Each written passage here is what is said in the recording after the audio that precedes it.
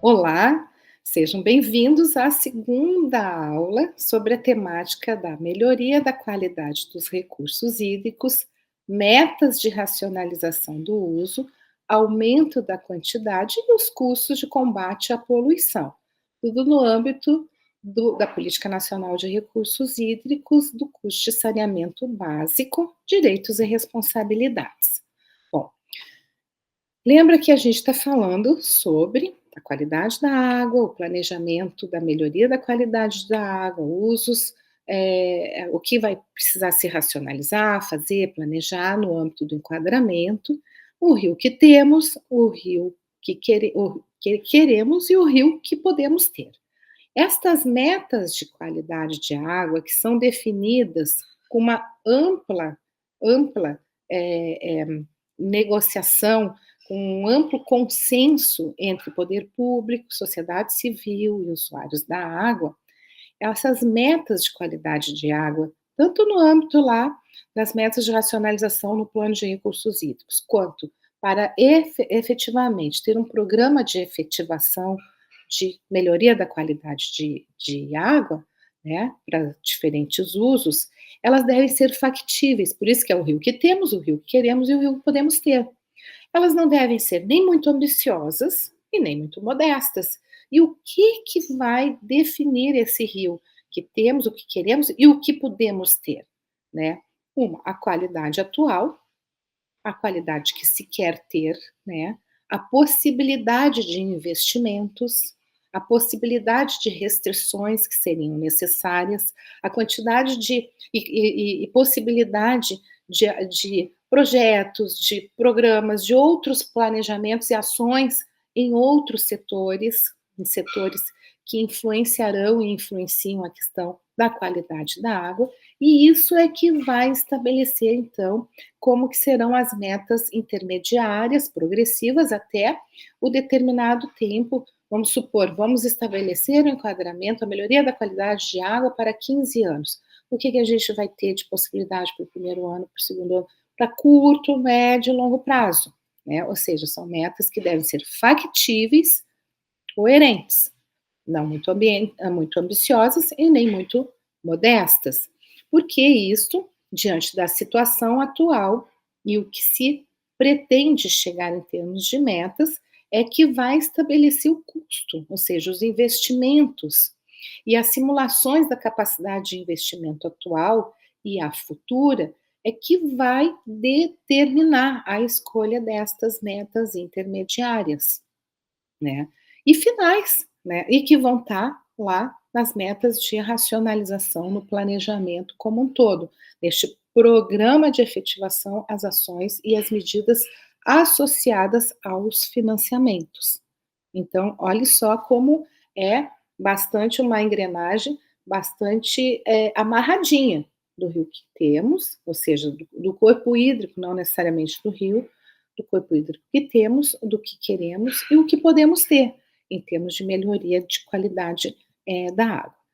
Estas metas de racionalização do uso em busca da melhoria da qualidade e também da quantidade, porque a quantidade, por vezes, também está determinando a qualidade, né? Vai estar tendo interface com diferentes sistemas, com diferentes ações, em busca de finalidades e quem vai fazer o quê. Lembra que eu falei assim, que daí as diretrizes vão ter que estar pactuadas tanto com as diretrizes de município, estado, União? Por exemplo, no âmbito da urbanização, todo o sistema de desenvolvimento urbano, toda a questão relativa ao plano diretor de uso do solo, né? Como que vai ser a regularização da ocupação da cidade em busca da racionalização do uso, em busca da melhoria da qualidade da água. E isso é uma competência de quem? Do município. Está no âmbito do município. Então, não é só dos entes do sistema estadual, do Sistema Nacional e Estadual de Recursos Hídricos. Está no âmbito do município. né? Quando a gente vai para o setor do saneamento, toda a questão relativa ao abastecimento de água, do esgotamento sanitário, da drenagem urbana, e que, por sua vez, também da ocupação do solo com relação a erosões, resíduos sólidos, ou seja, do lixo, está tendo uma interface no abastecimento de água, de todo o plano de abastecimento de água. Como é que vai ser a ampliação, o atendimento de água até uma cobertura total diante da qualidade, da quantidade e especialmente da qualidade de água que se tem disponível? De quem que vai ser esta competência? Vai estar no âmbito do município e do estado, né, da regulação e até mesmo da União, né, do município e do estado vai ter essas regulações, essas entidades que vão estar envolvidas nesse contexto de planejamento de abastecimento de água. Quando a gente vai para o âmbito do plano de esgotamento, o plano de saneamento, né, que vai ter todas essas questões. Mas se a gente separar, né, o que existe dentro do saneamento, a gente vai ter, no âmbito do esgotamento sanitário, construir toda a rede de coleta de esgoto, estações de tratamento, isso tudo visando o quê? Uma finalidade do quê? Da melhoria da qualidade de água e redução de doenças, né? De quem vai ser esta competência? Também do município, do estado, enfim, tem várias competências aí para que se estabeleça para melhoria, para metas de racionalização do uso, ter a implementação de retas de coleta e tratamento de esgoto, né? E, evidentemente, de todo o contexto relativo ao saneamento no âmbito do esgotamento sanitário, drenagem urbana, toda a questão da ocupação do solo, todo o plano diretor, toda a ação relativa a metas de racionalização de uso no âmbito do plano diretor de drenagem urbana ou de águas pluviais, ou seja, as águas de chuva. Como é que a gente vai regular o aumento da vazão das propriedades, a erosão, ou seja, qual é que vai ser o índice de ocupação, né? Como é que vai ser o índice de permeabilidade do solo, né, para que a gente possa regular a vazão das águas em relação às águas de chuva de um determinado espaço urbano, né? Como que vai ser o processo desse plano diretor ou de plano de drenagem urbana em relação a estas questões? Como é que a gente vai controlar os impactos das áreas degradadas e com inundação? Lembra que eu falei que a qualidade da água também está intimamente ligada aos resultados dos eventos climáticos críticos, ou seja, das alterações climáticas. Áreas que são degradadas, inundadas, modificam a qualidade da água. Ou seja, está aí no âmbito do saneamento, da drenagem urbana, em relação ao processo todo de drenagem, e é uma competência do município. O município não tem, lembra que eu falei assim, ó, o município não tem dominalidade da água, mas olha a importância do município para se ter a manutenção ou a melhoria da qualidade da água, para que se tenha este item de planejamento, metas de racionalização do uso, lá naquele instrumento do plano de recursos hídricos, seja ele da bacia hidrográfica, do Estado ou da União. O papel fundamental do município e, evidentemente, dos seus gestores das relativas competências em relação à urbanização, saneamento, resíduo sólido, continuando aqui, do saneamento, resíduo sólido, toda a questão da, da, da, da coleta, né, do sistema de coleta, limpeza de rua, disposição final dos recursos hídricos, isso tudo vai influenciar na qualidade da água, nas metas de racionalização do uso. Ou seja, aonde tem lixo indo para dentro do corpo hídrico, aonde a gente tem chorume de um lixão indo contaminando uma água subterrânea, um aquífero. Ou seja, a gente tem todas essas interfaces e a competência do saneamento toda é de quem? Da execução do município. Em relação, por exemplo, ao meio ambiente, toda a questão da gestão ambiental, né?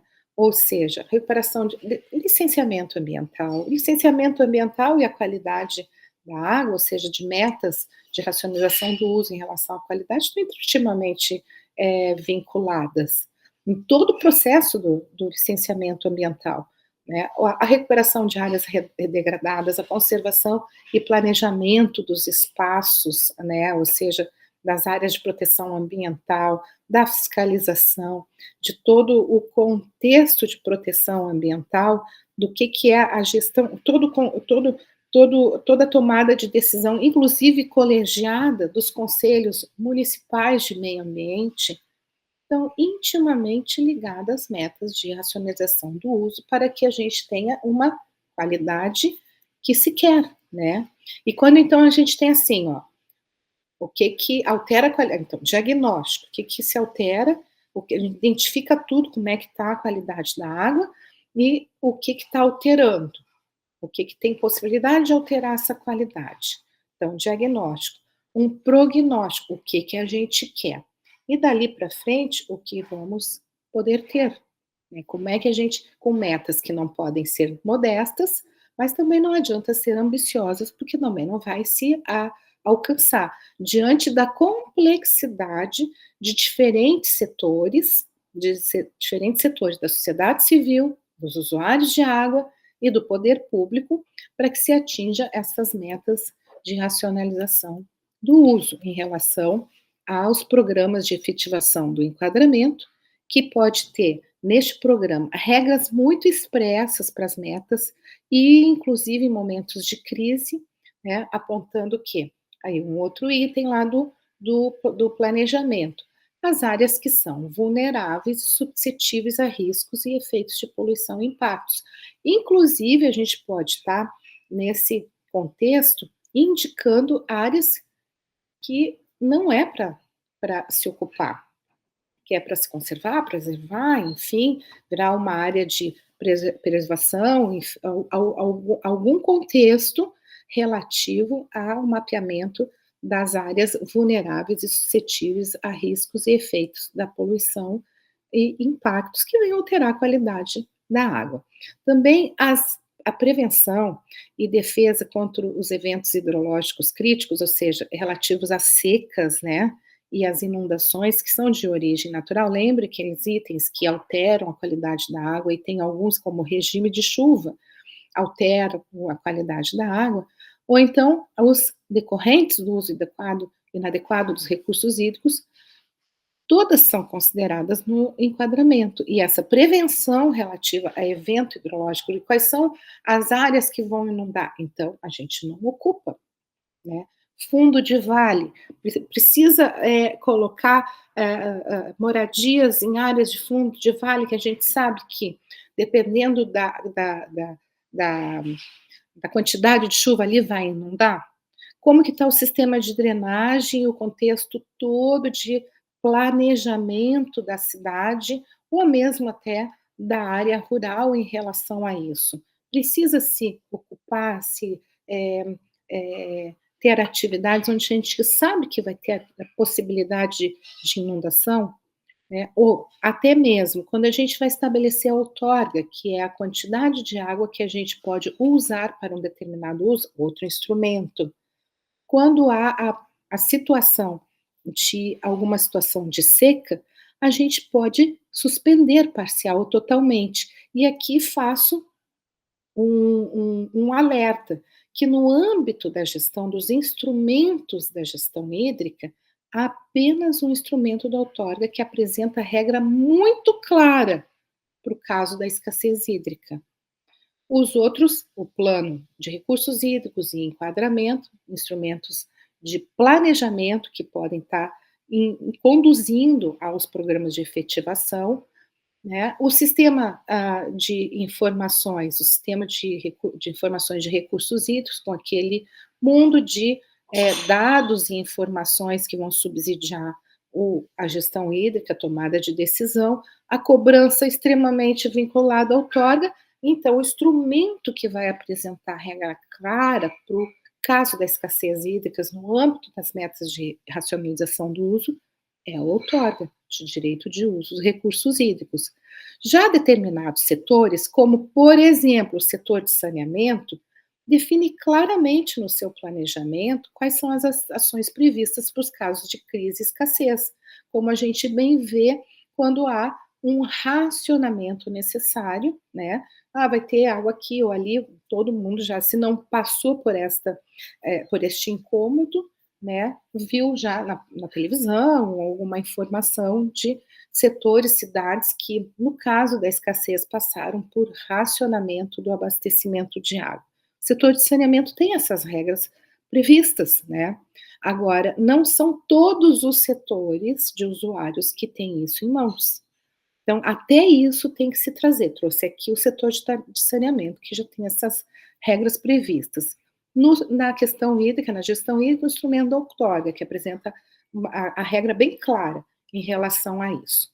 Agora, gente, o que tem de possibilidade de para que de fato a gente venha a ter as metas de racionação de uso, ou seja, esses programas de efetivação também no âmbito do enquadramento para melhoria de qualidade da água, para se atingir, a gente tem este âmbito de competências. Isso aqui, claro, é um, um desenho, uma figura esquemática de todas as entidades que diretamente estão vinculadas ao enquadramento, tanto em relação aos usuários, ao município, aos órgãos ambientais, ao Ministério da Saúde também, né? Ou seja, qual é a proposta de parâmetros de potabilidade da água? E neste uso para o abastecimento, como que se chega a parâmetros de viabilidade de potabilizar-se a água para hoje e amanhã, também diante de uma determinada captação. O próprio Ministério Público e a sociedade civil, o Ministério Público, ressalto, ele não é um órgão executor. O Ministério Público tem a função principal e da sua competência, que é fiscalizar a lei. Fiscalizar o exercício da lei, da norma, só. Então, e só já é bastante, né? Ou seja, ele fiscaliza o cumprimento da lei, ele pode estar fomentando e monitorando as ações que foram estabelecidas na forma da lei, do que foi estabelecido na forma normativa para a programação, para o plano e os programas de efetivação da, da busca pela melhoria da qualidade da água, né?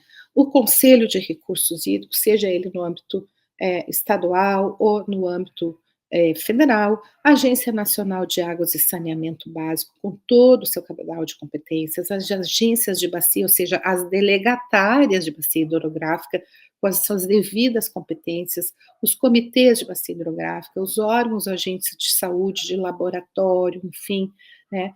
E os órgãos gestores de recursos hídricos. Muitos daqui, especialmente os do Sistema Nacional de Recursos Hídricos, a gente viu um a um, né? E aqui, resumidamente, né, os envolvidos, e aqui especialmente colocando um prestador de serviço do saneamento, ou seja, é o saneamento que vai implementar todas as medidas, até porque um grande fator de poluição é o não tratamento dos esgotos, né, sanitários no nosso país, que alteram a qualidade das águas. Então, o prestador de serviço de saneamento é ele que implanta as medidas estruturais de controle de poluição difusa e pontual, né, claro, em relação ao contrato de gestão que tenha com o município ou com a agência reguladora, é o saneamento que vai ter o seu plano, o seu planejamento de saneamento em relação a ter a segurança de qualidade e quantidade de água para o abastecimento, e também vai ter que se submeter a todos os padrões de qualidade. Então, é muito importante o prestador de serviço de saneamento no âmbito do enquadramento das metas intermediárias e finais em relação à qualidade futura que a gente quer para um determinado corpo hídrico.